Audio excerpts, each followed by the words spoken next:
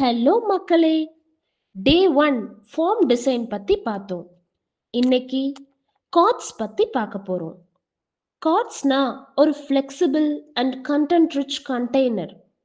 கார்ட்ஸ்ல combination of media like image and video, text like headlines and description, interactive elements like buttons and link இது எல்லாமே small ஸ்பேஸ்ல display ஆகும்.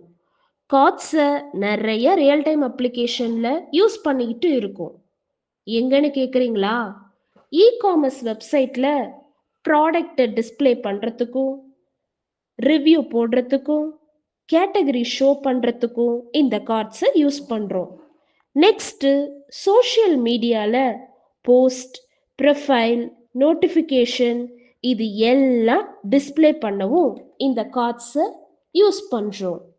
And ஒரு news வெப்சைட்டை எடுத்துக்கிட்டா அதில் ஒரு ஆர்டிக்கிள் ஷோ பண்ணுறதுக்கும், நியூஸ் அப்டேட் பார்க்குறதுக்கும், ஈவெண்ட்டோட ஹைலைட்டுக்கும் இந்த கார்ட்ஸை தான் யூஸ் பண்ணுறோம். இப்போ புரியும்னு நினைக்கிறேன்.